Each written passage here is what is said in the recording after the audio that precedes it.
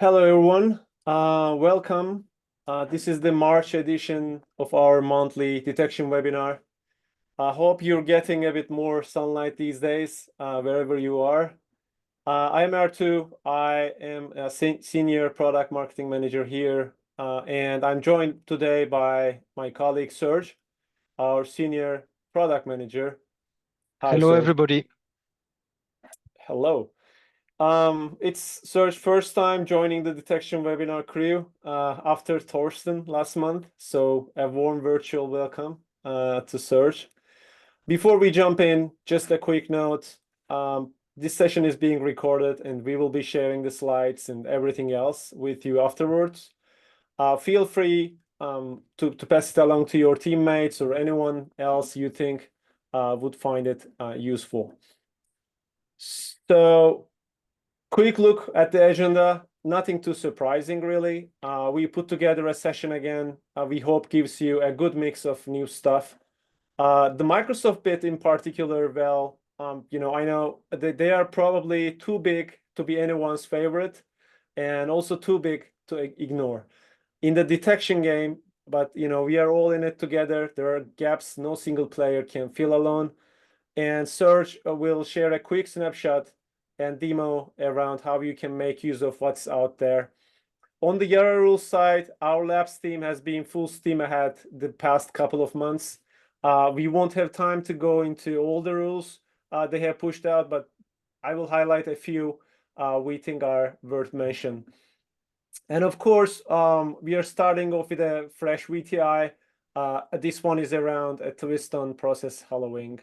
Also, just lastly, we will have time for Q&A at the end, and we allow really your questions, whether it is something about the new VTIs or the Defender integration, anything we just flew past a bit too fast, drop it in the chat.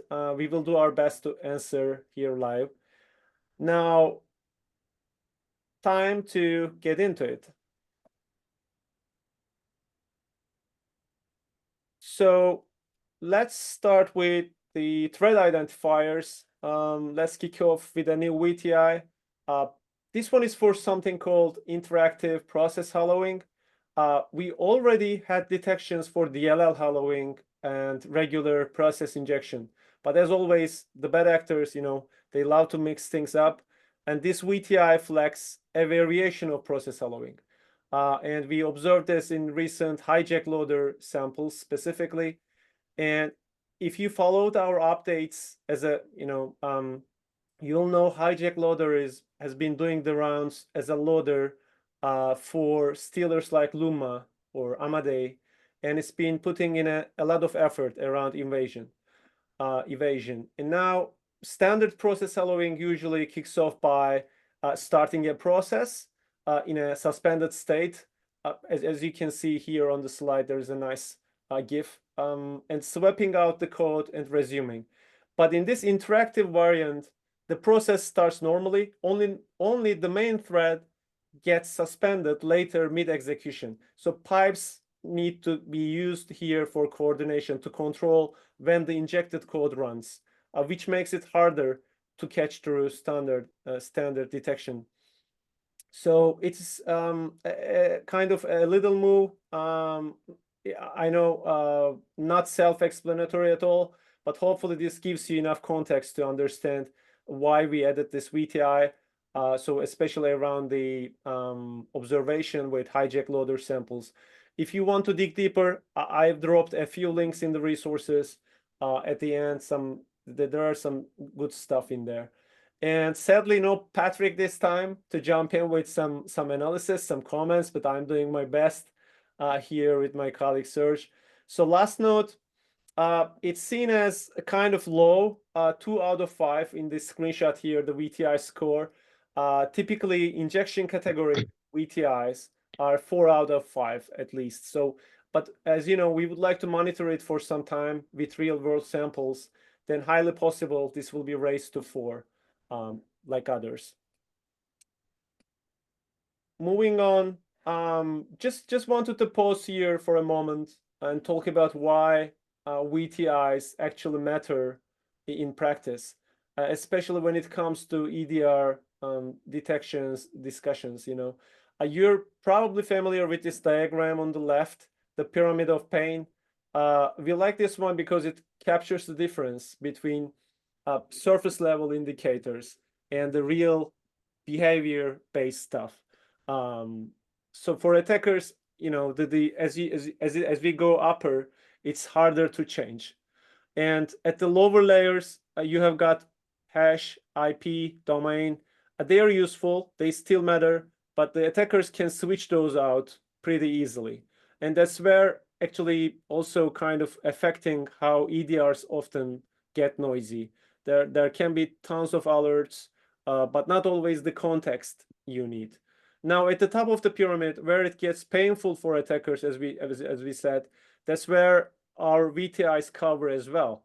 So they give you the behavioral angle, what the malware is doing, how it's doing. Actually, I would like to pause here to turn to Serge. I think you have seen Serge with our users, right? And I mean, how they use the VTIs, but what's your take on this? So basically, as you said, the IOC are very important. If they are fresh, they change quite often.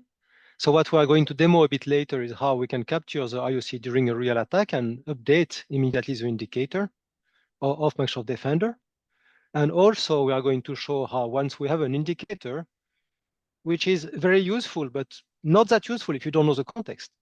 But now you will see how we can link the indicator back to the context. So understand why it was created, from which alert, and what was the analysis in great detail in VMRay. Amazing. So I think we will kind of, we would like to add here some behavioral lens, let's say, right?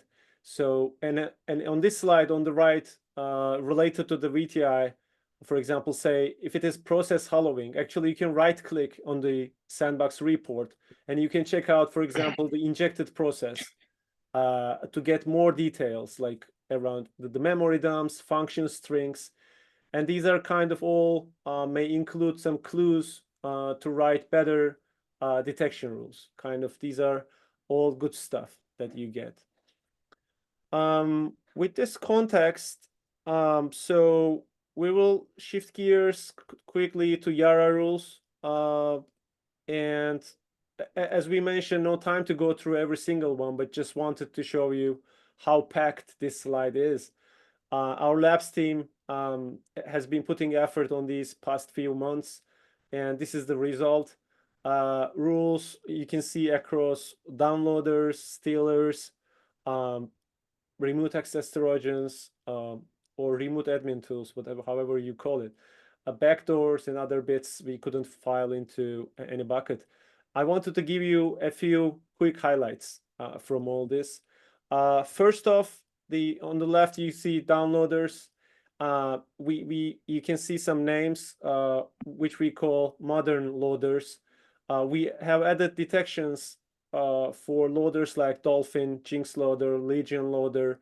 So these are usually early stage payloads. So they kick off the chain before anything more impactful like ransomware or a stealer shows up. And next, something to highlight while looking at this table, the evasive and also memory-only malware, fileless malware. So rules around Emmental, hijack loader, Rosina. So these kind of actually focus on memory-only techniques, as well as process injection, the checking the RAM and stuff. And they are kind of sandbox aware, EDR aware. And also, we are trying to lift visibility on that fileless stuff that usually slips through. So here, again, applying YARA scan in the memory dumps in our sandbox helps a lot. And there is, of course, credential stealers. How can we, have the party without them?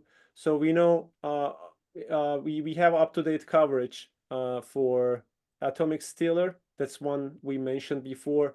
And StrelaStealer, we will talk more about this in Dark Cloud and others. We talked about Atomic Stealer, as you may remember. So, but tuning kind of was needed. It's mostly about keeping the detection fresh and up to date. And if you are into manual, for example, malware analysis, probably this can take some load from you and more trust in automated sandboxing. So that's kind of the goal. And a bonus point while we're here, cross-platform malware is part of the picture. So SparkRAT, for example, is one of the examples, and we will move on now. It was kind of a quick pass, quick overview.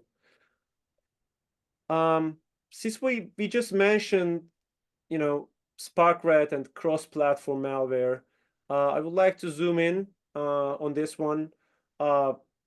It's an open source tool released on GitHub, and what makes it stand out that it supports all three major platforms: Windows, macOS, and Linux. So it's kind of flexible for the during an attack. It's kind of something that attackers want, and it is being seen in a few campaigns. But one use case, especially worth highlighting, is where it was used as a post-exploitation tool by ransomware actors, and they were gonna exploit. They exploited a JetBrains vulnerability. I mean, if you're into vulnerability world, I'm sure you heard about this one. This was critical, and it's actually listed in the Q catalog of CISA in the US. And if you are curious about infrastructure, there's a great write-up by the folks at Hunt.io that dives into the C2 setup. I'm dropping the link here, so definitely worth a read if you're into the hunting side of things. All right, just to bring it to life, real life a bit, here are a few screenshots from our analysis of a SparkRAT. This one is a Linux sample that we threw into the sandbox. First one, as you can see from VirusTotal, 12 out of 66 detections, so it's not great. This shows kind of how tools like SparkRAT can fly under the radar. Possibly one of the reasons it's being picked up by ransomware operators for post-exploitation, so that's why they use this one. And second screenshot on the right you see is from our sandbox report, clearly flagged as malicious, and you can see the YARA rule kicking in right there. This one is not from memory dump. This one is kind of from a dropped file in a subfolder. And finally, the last one on the right corner, you will see the an IOC from the sample. It's trying to connect to a URL. You can see port map, which is, as you may know, free port forwarding service. So a quick tip coming here, port map IO is often these days abused by rats, especially like KuserRat, for example, as well as here we can see SparkRAT. So if you're not using it in your environment, it's a good candidate to block proactively. So after this tip, we will move on to the next one, which is StrelaStealer. And we now added a dedicated YARA rule for it. So this one has been around for the last 2-3 years, and it's been fairly consistent, stealing email login credentials. Especially it targets the applications like Outlook and Thunderbird, to then exfiltrating them to C2. It's mostly really shown up in European-focused campaigns, often via spam emails with attachments, that eventually drop a DLL payload. And as of mid last year, it's seen financially motivated actors, especially initial access brokers. They were observed to reuse the stolen emails credentials to spread it further. So it's definitely kind of evolving. And also worth noting here, the research from IBM X-Force, they're tagging this actor as Hive 01 45. I mean, highly possible that they are the operator behind it. So it's kind of still active and still adapting. So this YARA rule, I think this one was long overdue. So next up is SocGholish, also known as fake updates. We have now got a new YARA rule. Top of the pyramid, as we mentioned the pyramid, some hints around known TTPs I'm going to share.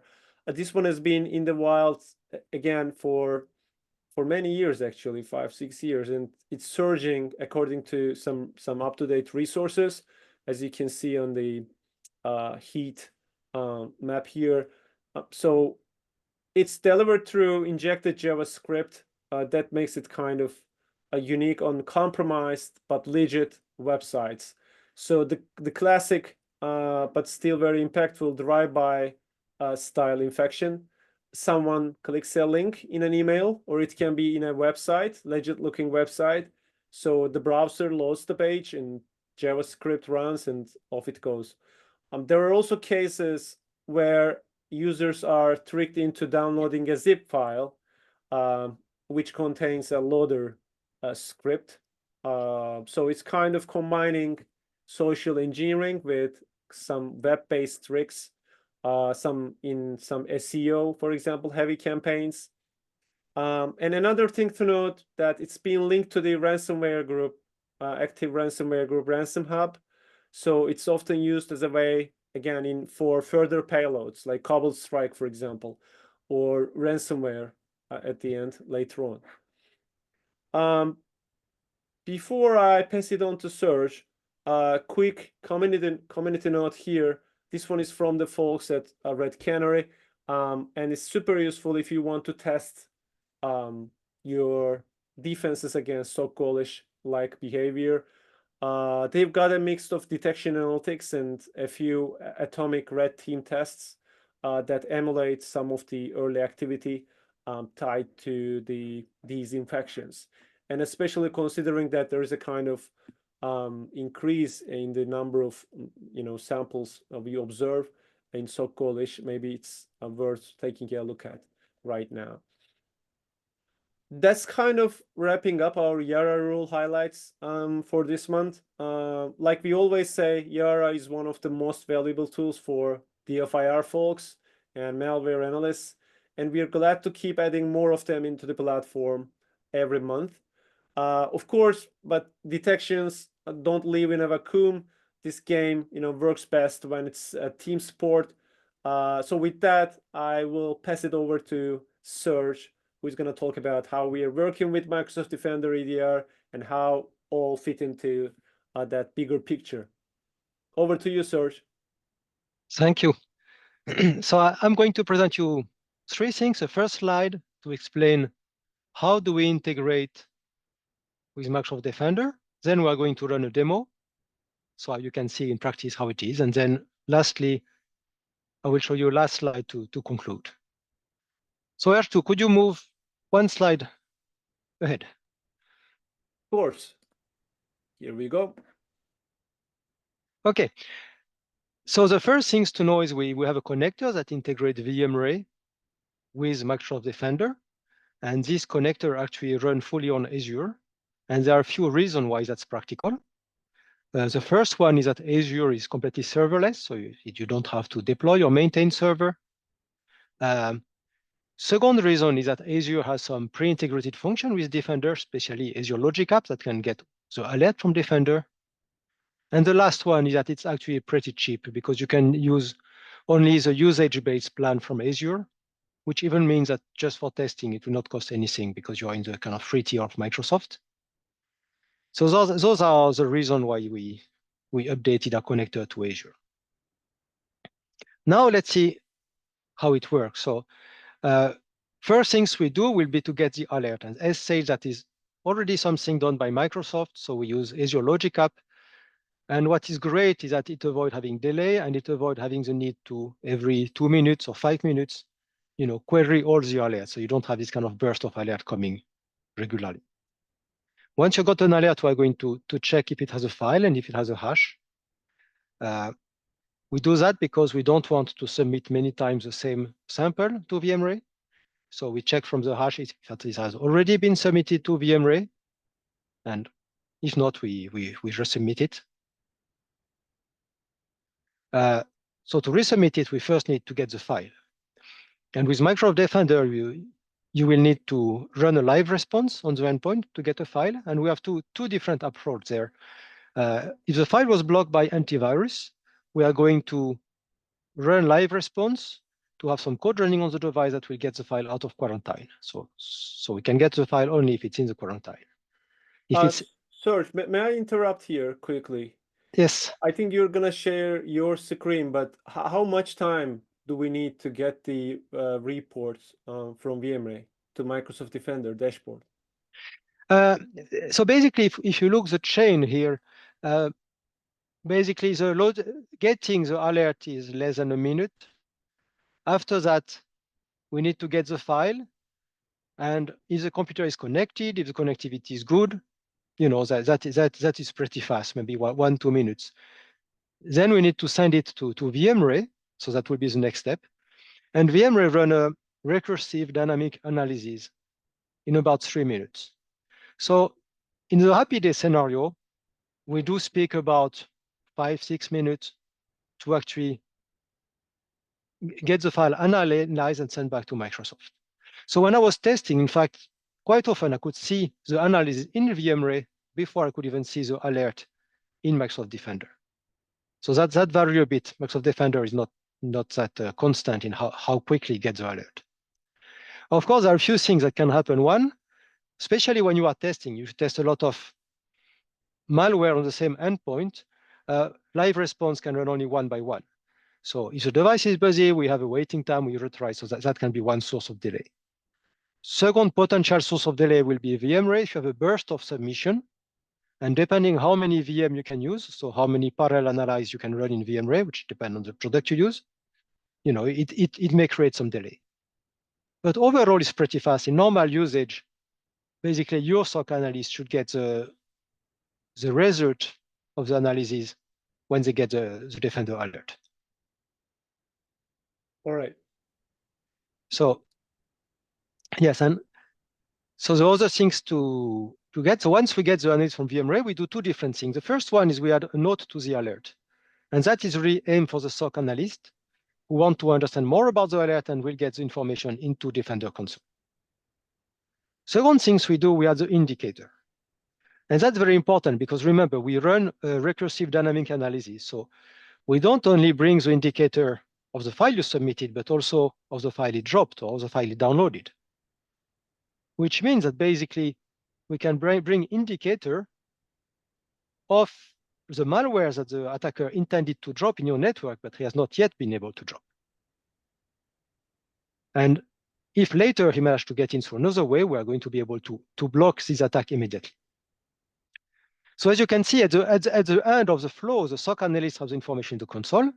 We have the IOC updated to block the same attack from reoccurring, but also you have a report in VMRay. So if your incident response and data forensic team want to go further into the detail, they will have a report creating during the attack, so created when the command and control center were hopefully up and running. Because of course, if they do that a few days later, command and control center may be down. Okay, so enough for the slide. Now I will share my screen.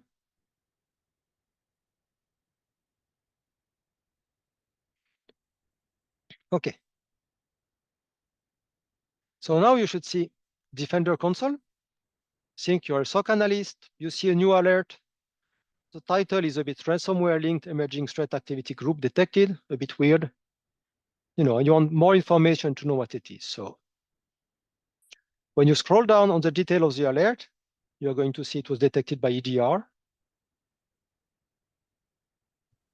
You know, you are going to see it's linked to an incident, and here I have to say is because of the testing that confused Microsoft. So I dropped a lot of malware quickly in my test VM, you know, and Microsoft Defender was confused, wondering what kind of attack was this device against. But when you scroll down further, you will see that through the API action, VMRay analyzer has provided a verdict, so it's a clear malicious. You have a link directly to the analysis from VMRay. You know it's a downloader, and actually you can see the threat name, so it's ICE-ID. So it's a banking Trojan. So if the SOC analyst knows it, they might have heard it was taken down last year. And then they wonder, okay, what do we do now? Do we have somebody that detonated some old sample, or do we have a new attacks coming from ICE-ID, the group back up and running? Of course, if you want to do a bit more what it does, we spoke about the VTI. So we list the VTI here in Defender console, and you can see clearly that it's pretty nasty stuff. So, it overwrite code, of course, delay execution to avoid mailbox. It has suspicious of its macro, malicious file detected by reputation, and also we extracted ICE-ID configuration. So pretty clear. So now let's say you want to know a bit more. So you can just go back to this link, which conveniently I have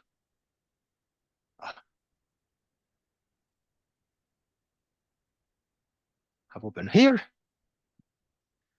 So this is the analysis into VMRay. So first you can notice, okay, clearly the diagnostic, the threat name actor. We run 4 dynamic analysis, plus reputation plus static.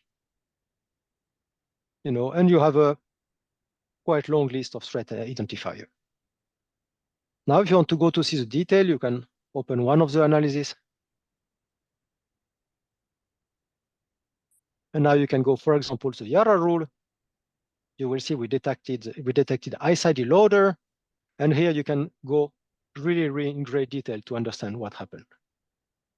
Same for configuration, same for network connection. You can each time go and see behavior, process, and everything that happened.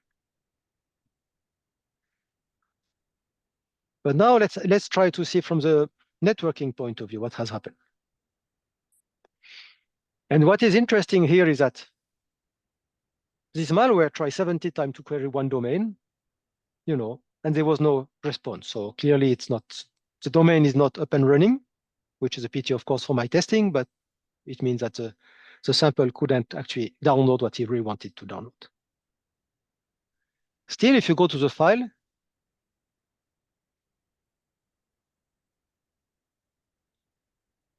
you are going to notice that basically this one has dropped some file which are malicious, extracting some file which are malicious. And of course, you see the same one from the IOCs. And that's what I wanted to show you. Now let's take a drop file from the IOC and let's take their SHA-1.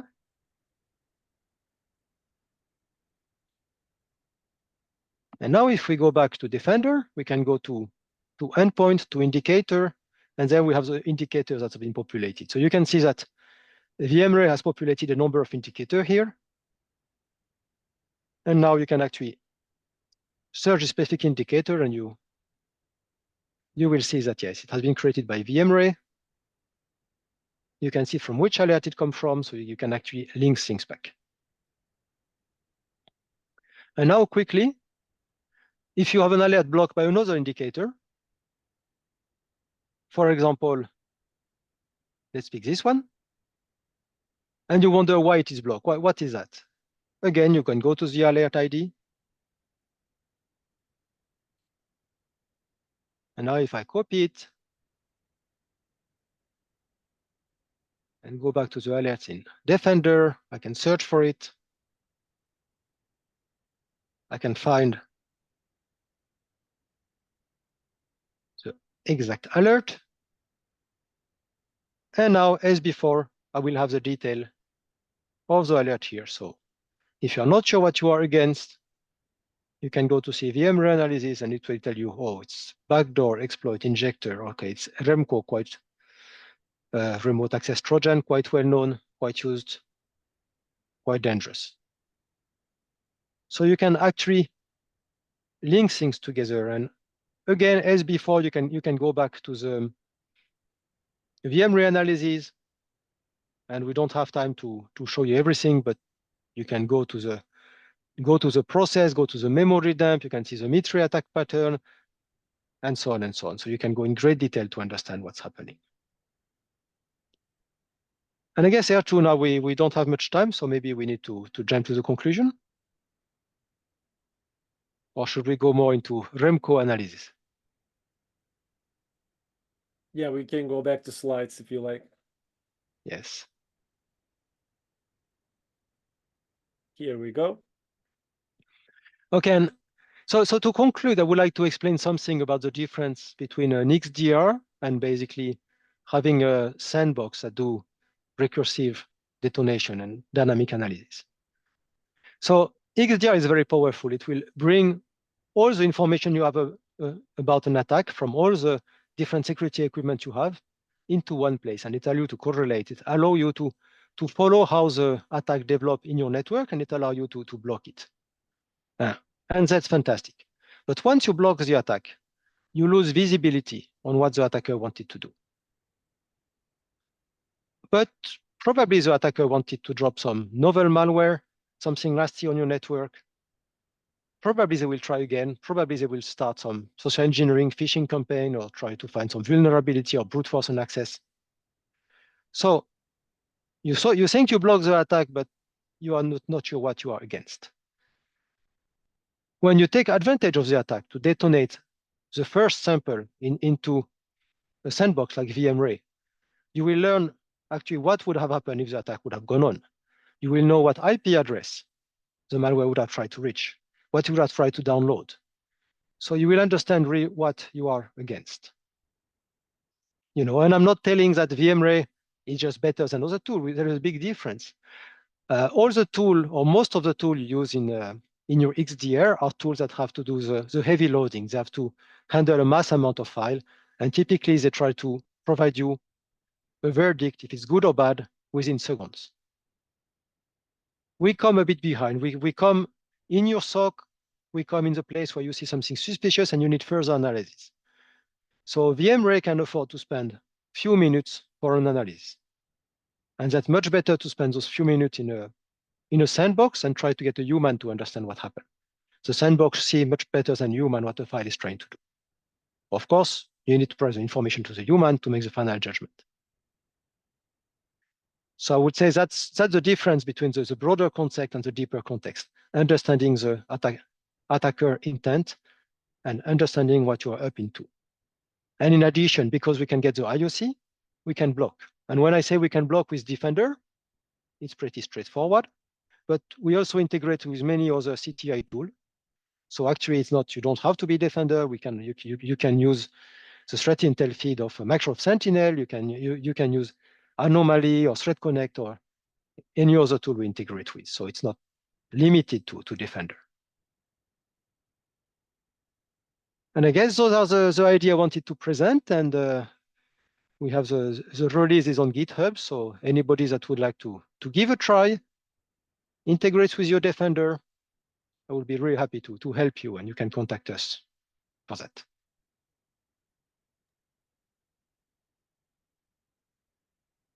Brilliant.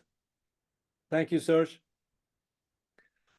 So I think on top of that couple of minutes that would take VMRay to analyze the suspicious executable found attached to the alert, I think there's one more thing. When you have a sandbox in place, you can also run interactive analysis, right? So you Yes. you can go further. I think that's one of the questions that I can see right now in the chat. That's why I wanted to answer that as well. So that's if you want to have even more context, or if you want to see how malware runs, so that's also possible. Yeah, especially you have the file already captured inside VMRay. So from VMRay, you can see the analysis during the attack, but you can also resubmit. You can also resubmit files that has been downloaded or dropped from the initial file. So it allows you to do quite a lot. Yeah, cool. I mean, I think that's really that sounds like a smart way of doing this. So EDR kind of sees the threat, and with this integration, you can see kind of the whole picture. if the attack continues, what would happen, and what other payloads you would see, and that would include clues on future attacks and from threat intelligence perspective as well. So before we move into the Q&A, just a quick look at some resources we pulled together. So these include things we mentioned today, the blog posts, sandbox reports, detection write-ups, and our own blog where we break down recent updates and all the YARA rules, list of YARA rules you can see there. Have a look when you have got time, feel free to share with your team or use them as a reference for your own workflows. And I would like to open it up now for Q&A. We've got a bit of time left and happy to take any questions in the chat. And I see here, I will keep an eye, two questions actually. So I think this one is to Serge, to you. On the Defender integration side, do you see the teams actually making use of sandboxing inside their EDR workflow? So, or is that still kind of underused? I think considering our own users. Yes. So I think it's underused, but it's partly because we are just like upgrading our integration right now. So in fact, today we were in beta, and today we have fixed all the bugs identified and make some improvement, and we'll make a new release just a few hours ago. And I think there's a lot of interest. So I think, yes, it's underused, but I hope now that we have a better solution, I'm quite optimistic that the usage will grow quite quickly. Cool. And another one, have you seen teams using sandbox results to validate or fine-tune detections across multiple EDRs? So, I mean, how people are bridging those tools if they have multiple EDRs? So we have many customers that want to integrate with multiple EDR. So yes, and yes, we see customers that are kind of very happy to speed up their triage and get the detection result directly into their EDR. So for some customers, it's essential for their SOC team because, I mean, they would need to have much more resources, their SOC team, without that. So when they start to use it, I'm thinking about one case where one customer, out of all the suspicious cases they are sending, I think that was Sentinel-1 customer, but anyway, they were getting basically half of the suspicious case were false positive, so we could immediately declare they are clean, and it was 9% that were clearly malicious. So immediately they could, they could eliminate about 60% of the triage was kind of straightforward. And for the 40% that we said was also suspicious, we also brought more information. So it also facilitates their decision. Yeah, I think those are great numbers. And all right, so that's a good place to wrap it up. Thanks again to all of you for joining us for this edition. We really appreciate the questions, attention, and again, if you have any feedback to us, please feel free to reach out. Here we are dropping our LinkedIn profile pages, or you can reach out with the traditional ways via our website. We'll be back again next month with the April session. And as always, we'll keep it short, useful, as real time, as realistic as possible, as useful as possible. And thanks, Serge, for attending this one as well. Thank you, everyone.